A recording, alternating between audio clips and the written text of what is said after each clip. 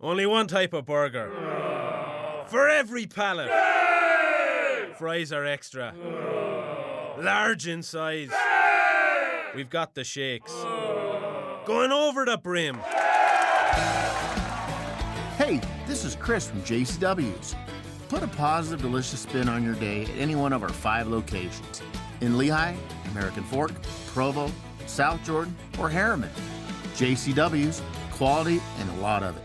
Looking for music that lifts your spirit and fills your heart? Experience the powerful sound of the Tabernacle Choir at Temple Square.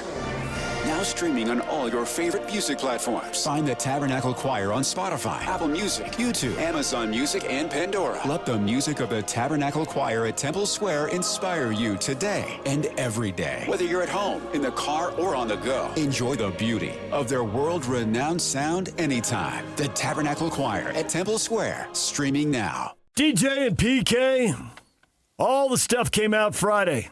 Right as our show ended, details of the messy divorce between Kyle Whittingham and the University of Utah. It's all public now. You had all weekend to read about it. Why did it come to this? How did this happen, PK? How come it had to play out the way it did?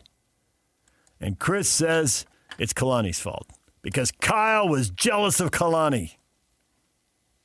I hadn't heard that theory. Had you? Yeah, that he got a big raise, so I want one. Well, and the dates coincide. December 2nd says he doesn't want to retire. December 2nd, Kalani's deal's announced. December 3rd, Bruce told him he wants $9 million. Right. Well, but see, I don't think that's that big of a deal. It was more. It wasn't so much the money. It was that they wanted Morgan. I think it's the power that you're going to be the head coach, but he makes all the decisions. That doesn't make any sense. You're not the head coach. Yeah, you're a figurehead. We are shuffling you off out to pasture here. Right. I think the question that needs to be answered, and they had an open practice Saturday, but they had no media. Mark and Morgan are going to have to answer for this. You can say, I don't want to answer it. But the question to Mark and Morgan needs to be asked, why did you guys, and President Randall, whoever it might be, I think those are all fair questions, and I think all 3 of those guys I would agree that those are fair questions. And I would agree you got to put the third guy in there because there's no way the president sat this one out. Right. It's just that he needs to make himself available, and I don't know that he will. But at some point, he's going to make himself available. If it comes to next season, when I see him, I'll ask him then. What happened? Yeah. Why did they want Morgan Scally now? The money, whatever. So you make $8 million versus $9 million. I mean, Whittingham has got money to burn. And so whatever that is, I mean, who cares? I just didn't think it came down to the money. Maybe it did. Maybe I'm naive. From whose perspective? Who's naive, Kay? I think Kyle wanted to keep coaching. I think Morgan wanted to be a head coach somewhere, if not here, somewhere else. And I want to get. It's time for me to be a head coach. Clock's ticking, and Mark prefers his own people. And this is one of the last places he hadn't put his own people in. So he had the opportunity to put his own person in, and he did. And to me, Kalani getting the raise doesn't – I mean, I get it's there, but it doesn't play into what was really going down. I'm not worried about that. I know. Why did you tell him that he could come back, not for as much money, but still a lot of money, and all the decisions or most of the decisions are going to be up to Morgan Scally? Basically, every decision that didn't involve actual game, 4th and 2, do you go for it, do you kick a field goal, or do you punt? Yeah. But everything else. Morgan's going to be hiring and firing people. Yeah. And so basically, you cut him off at the you-know-what, and you left him no choice but to quit. Why? Make him an offer he can refuse so you don't have to fire him. Why did you? Well, yeah, but then you it end up paying him $13 million. I know. Is that good? Good financial thing to do? Paying him $13 million so he can go coach. So now he's making with interest, no less. All this money he's double dipping. Yes, he hit the jackpot. Fact. And he gets to go to Michigan, which on the totem pole is higher than Utah. Now, with that comes more pressure, as Mark Pope is finding out. Yeah, he already knew that, I'm sure. But that's the reality of it. 8-4 doesn't fly. No, you're embracing the expectations. Yeah, but financially, he is crushing it. Yeah, what a windfall. But why did they feel like they needed to tell Kyle, sure, you can coach, but you're not going to have any power. You can decide whether to punt or kick a field goal and that type of thing. But everything around the program leading up to the actual game itself is going to be Morgan Scalley. Morgan's going to have to answer those questions. As I said, I was up there Saturday. There was no media availability. Well, the next time there's media availability, that needs to be one of the first questions, and they need to accept that. When will they accept it? Well, the first time Morgan is available for questioning. That's anybody. I mean, they got a lot of fans who are media, but there's some who aren't. That needs to be asked. I don't care how did day 4 in spring ball go. I mean, because day 4 of spring ball is going to have zero effect October when you're playing whomever you're playing. But the decision to basically run out Kyle, that could have a significant impact on any game in October, not the 4th day of spring ball. So I don't care how the receivers looked in the 4th day of spring ball. It doesn't matter. Spring ball it's important, but it's not the be-all, end-all. Fall camp, I call it training camp because August is not fall, is 1,000 times more important than anything you'll do in March and April. But that needs to be at the forefront of the questioning. And you don't have to answer the questions, but you can't duck the questions. And Mark Harlan is going to have to make himself available at some point too. Why? Why did you guys decide? And I'm not criticizing it. They said, well, we felt Scalley was our future. If they choose to answer it, and clearly they felt Scalley was their future, and they have every right to think Scalley is their future. This is not criticism here. I mean, I know it's coming out of my mouth, and I speak aggressively, so it sounds it, but it's not. Like it's a Patino. I heard somebody say, don't worry about the tone. That's who people are from back there. Listen to the message. And it's hard for people out here to understand that. Back there, it's no big deal because everybody does it. Out here, they get all caught up in that, the tone, whatever. Listen to the message. And so the message is, and you had every right to do that. I am not questioning your right to do it. I'm questioning whether it was the right decision. We'll find out. Was it the right decision, and did you have to pay him to go away? Couldn't you just had him go away? Well, no, he was under contract. Why would he do that? Because they probably didn't foresee him going to Michigan. Yeah, but regardless, he was still under contract. You were going to have to pay him either way. So that was how you could get him out, was making him an offer that he was going to refuse. Yeah, I guess so. I mean, I don't see how Whittingham would accept that. And, I knew a lot of it, but not all the detail. And now I know why I got bombarded from family members with they're classless. Yeah. We hate them, blah, blah. I got all the texts. I mean, I show them to you.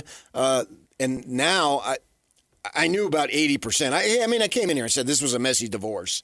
There was no doubt about it. And now it's public that it's messy. And based on the stuff I got between the time he quit and the time of the bowl game. Well, in the bowl game, it wasn't even text messages, wasn't it? I mean, there's just so many people there. Oh, during the bowl game, yeah. Text messages, but you also had face-to-face interaction. There's so many people in Vegas. Yeah. And RG here, we'll get to this after we talk to Steve. He says, I always thought he was pushed out. This kind of confirms it. There's a lot of other people because the family, which is big and extended now. Emotional. And emotional. They're emotionally tied in, and so now they're emotionally upset. Mm-hmm. And you're not the only first sibling. You're not the only one they talk to. No, not at all. I mean, yeah. So it echoes throughout the community. Yeah. Carvana's so easy. Just a click, and we've got ourselves a car. See? So many cars. That's a click-tastic inventory. And check out the financing options. Payments to fit our budget. I mean, that's... Clickonomics 101. Delivery to our door. Just a hop, skip, and a click away. And what? No better feeling than when everything just clicks.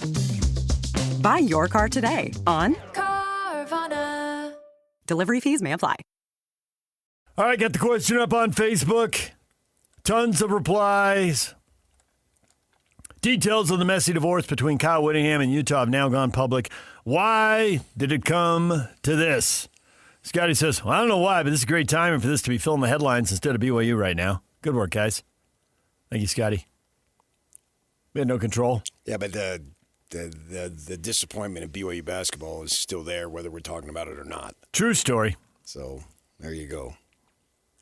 Aaron says Witt did this to himself. He announced his retirement. Utah got everything figured out for the new head coach in Scally. Then Witt asked for another year. Utah said, okay, out of respect, here's one more year. Then the year Witt said, well, maybe I don't want to retire. Utah said, we have everything set up for retirement. We have to move on. Witt did this to himself, which he did mention at one point in one of his availabilities. He did say, maybe I shouldn't have. Yeah, there was a sage dude who told me once, don't talk about retirement because then it gets in people's minds and it may come back to haunt you, so shut the bleep up. And so I think in this situation, according to his own acknowledgement, he did say that. And then when it came time, he didn't want to do it. Clearly he didn't want to do it. He just signed a 5-year contract. He's 66 years old. And I don't think he's going to back out in a year or two. I think there's a decent chance that he fulfills it. When he said leading up to it, when you're 60, 61, 62, I don't see myself doing that, blah, blah, blah. But who knows what you see yourself doing in 3 or 4 years until 3 or 4 years come about. That, exactly. And we all learn. So right. he made a mistake, a self-acknowledged mistake. Mm-hmm. But it did set some wheels in motion, to be sure. But they didn't have to stay. I am retiring on this date. They didn't have to stay in motion. That's why there's a break. Yeah. There is. He definitely set it in motion. But it doesn't mean it had to play out the way it did. I mean, you essentially pushed out a coach that just won 11-2. Yes. And is your winningest coach. Yes. He didn't go. The good thing is, a lot of coaches in these circumstances, whether it be Bowden, Paterno, whomever, it really tails off. I mean, Lavelle Edwards was 6-6 his last year, was he not? Yes. Yeah. Now they overscheduled. I mean, was he 9 wins year before? I understand that, but yeah, you got some sweet frequent flyer miles out of his last year. I was on the beat that year, yes. You were on the beat going to Syracuse and Virginia and Florida State. Mm-hmm. What were they, independent? And then, what did they do? And then they scheduled, the conference scheduled a Thursday night game. Against Air Force, was it? Something like that. They had to come flying back into town from cross country. It was crazy. It was a nightmare. Then he is going out as a winner. I mean, 11-2. They were a really good team this past season. I was up there on Saturday watching them practice. I don't think that anything will change. I think they'll have a really good team this year. But they made their decision, and so be it. I mean, they had every right to make their decision. What did I miss when I laid out what I thought happened? What? We were talking about this about 40 minutes ago. I said, I think it comes down to, and start with Whittingham. Whittingham says, he's talking about retirement. So obviously the Utes have to come up with a plan. The plan is, it's Morgan. Now the plan's on hold. It's Morgan. When is it Morgan? When is it Morgan? Morgan wants to be the head coach. Mark doesn't want to lose Morgan, which is a possibility. Would it have come to that?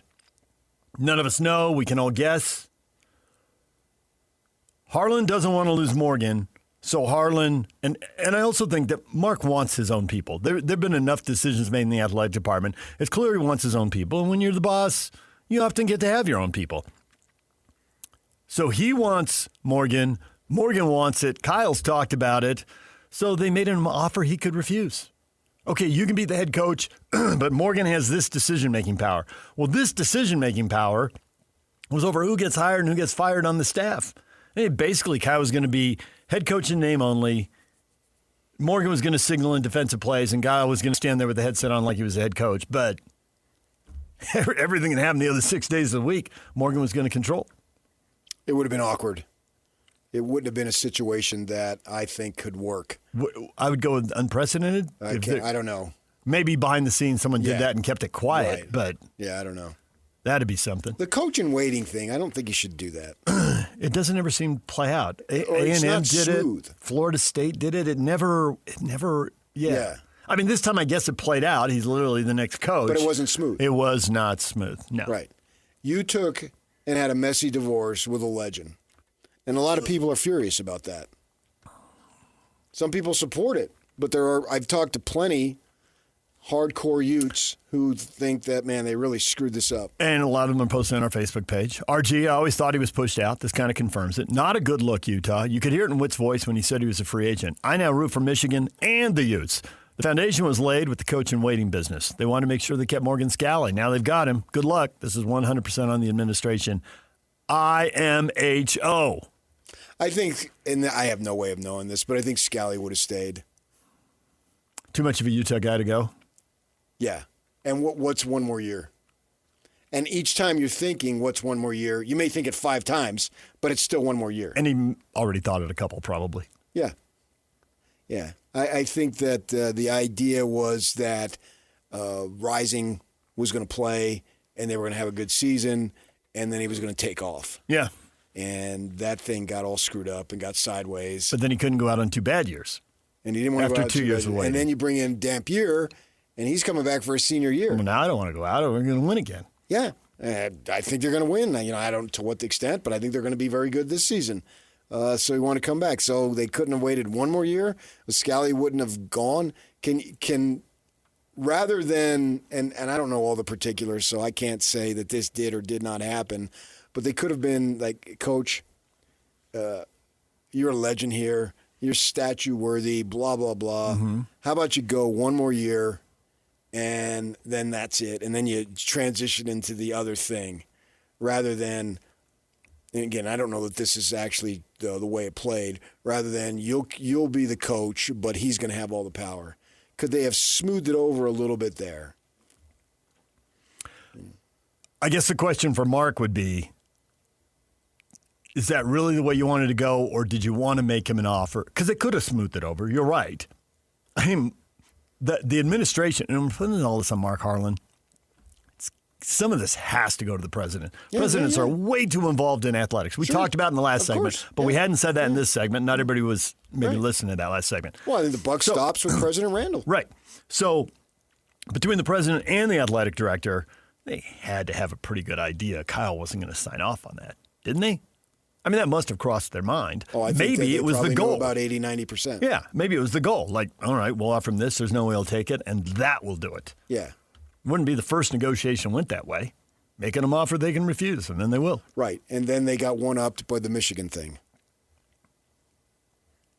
What a crazy story. Yeah, he one-upped them. What a crazy story. And he took the job, and I said this weeks ago because you pissed him off.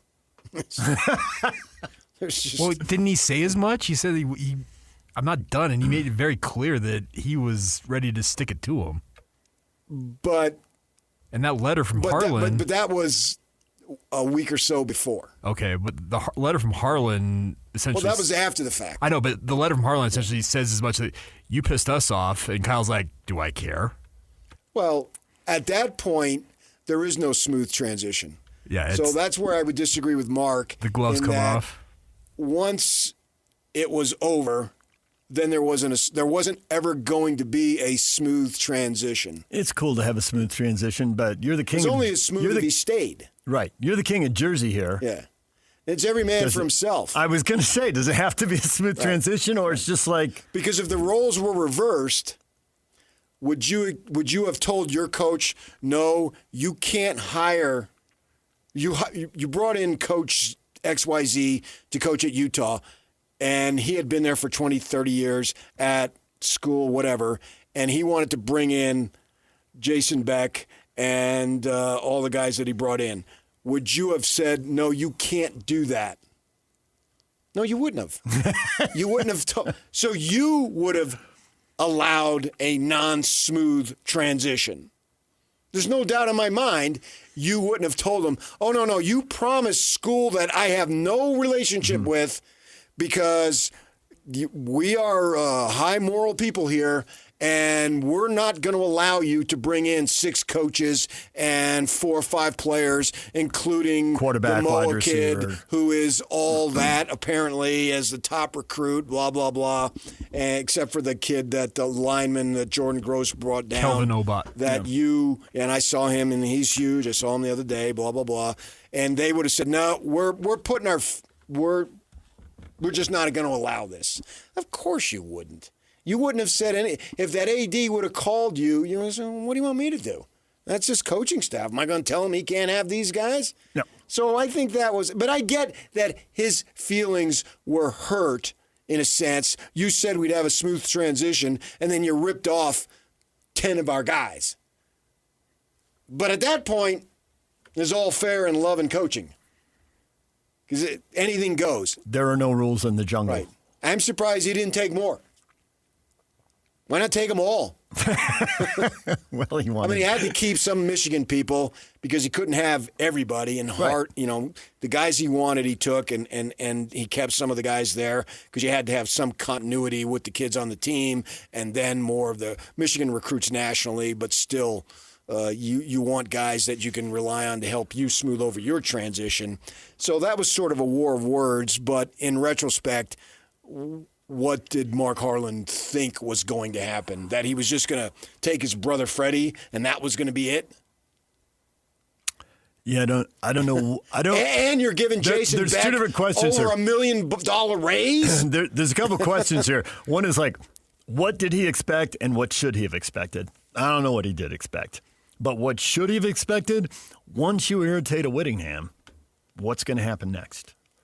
I've had my life threatened many times by them. And that's just grandkids. So what he did expect, I can't speak to. But what should you expect is Kyle's going all out. And there's no real reason. Yeah. There's no real reason anyone who knows him even a little bit would expect anything else. There was a time they beat BYU on one of those deals, and Kyle had asked me a couple times, hey, come over to In-N-Out with us. I want you to come. Mm-hmm. And I declined a couple of times, but then I figured, what the hell? So I said, yeah, okay, I'll do it, right? And I brought Monson with me. Mm-hmm. And one of the family members was writing a blog at that time. Mm-hmm. And the blog, PK and Monson, I saw them over there drowning their sorrows in their burger. They did not know. The man had asked me like 4 times to come. And I finally said yes. It's a true story. But out of context, he came in on Monday and told me all of this. I guess I forgot because I was producing at the time, I think, when this all went down. But out of context, they didn't know that you'd been invited personally. Multiple times. He is the enemy. Everybody knows this. It's no secret. I'm friends with the guy. I've golfed with him. Yeah. We've hung out. I don't make any bones about it. Everybody knows it. Okay? We text, blah, blah, blah. I try to not let it interfere into my job as much. I mean, but I got biases. Everybody's a bias. I think actually, though, everything I've been able to say, and I like Mark Harlan. I want to be the first to say that guy's treated me like gold. Mm-hmm. I do not dislike him at all. I've seen you two. Yeah. Yeah, you go over there and you have your Arizona jokes. And we joke back and forth. And you entertain yourself to no end. Yeah. I know. Right. So I'd like to think that he would say, hey, he's treated me fairly. We've said this before. He's a lightning rod. And he's going to take a lot of heat for this. And some of it justifiably so, but there's no way this happened without the president weighing in. No, and I wouldn't want it to happen if I were Mark. Right. But I'm looking at our comments right now, and I think of all the things in the comments, it's like, people, you got to understand how this works. There's no way an AD is going to go out and make these kind of decisions flying solo. Now, he may have come up with the plan. He may have come in and sold the president on it, or maybe not. I don't know. That could have gone several ways. President Randall has supported Mark Harlan, and so he's supporting his people. My own thought is that Mark recommended this, and President Randall signed off on it. No one's told me that. Yeah. That's my own thought. He's supporting his people. Could be. I don't know that. That's a guy who he needs to support. You can't undercut him. I do believe that they are tied at the hip and that he is supporting him. Yeah. And I think the Morgan Scally press conference, which is online, you can go watch it, he specifically pivots the president does, while he's speaking, and compliments Mark. Right. Because he knows he's been taking grief. He knows 100%. Mm-hmm. And it was a rare opportunity for him to be out in public talking about sports in front of a lot of boosters. That was more pep rally than press conference. Oh, that was big news that day. Yeah. And he was absolutely speaking to the boosters. Many of them were in the room who are irritated with Mark. Yeah. Now, some of them in the room, some of the big boosters in the room love Mark. It's not 100%. And they love Morgan. Well, that's kind of across the board. I mean, Morgan's pretty popular. Morgan's a great recruiter, and he's recruiting everybody all the time. He can't help himself. So they had an open practice on Saturday, and I went up to it, and they were in the indoor facility first, and then they went outside, right? And they're just doing some stuff on the indoor. And towards the end of it, Morgan comes over, and there's 15, 20. Families could go, the alumni, but he came over and shook the hand of every single media person there. And somebody said something when he came over to me, and Morgan, oh, man, yeah. I told him, I said, Morgan, I would have been there last Tuesday at your Chalk Talk, but I had to go. Turns out the flight got canceled, but I didn't know it at the time. Right, yeah. And so I had to go the next morning. But when I made the reservation, I thought I wouldn't be there. And somebody said something about football, and even Morgan, oh, man, where do you think I learned my football? Jeez. Come on. I said, yeah. He's recruiting all the time. Yeah. And wisely so. So, I mean, and I've said this, he worked for us for a year. You're not going to find a finer human being than Morgan Scally. I really believe that. So then to put a bow on all of this, there's only one job. It's a really cool job. Multiple people wanted it, so it got messy. It did. Yeah, it did. Now, I grew up on this side of the country where we like everything nice, and you grew up on that side of the country where don't listen to the tone, listen to the message. But at the end of the day, multiple people wanted the same thing, and everybody can't have it. And I do think that this idea of him, and I'm writing about this literally as we speak, that his legacy, it'll smooth over. There's plenty of examples. It usually does. Lots of things have ended. Bob Knight came back to Indiana. Lots of things have ended poorly. Yeah. And then you give it a little bit of time, Right. and then everything's okay. Right. And you can look at football and basketball, pick a league anywhere in the country. Eventually I'll come back and say, yeah, I loved KSL. Now, when they fire me, it'll be sad, but, I'll come back and say, hey, it'll be a while, but, All right, DJ and PK, it's 97.5, the KSL Sports Zone.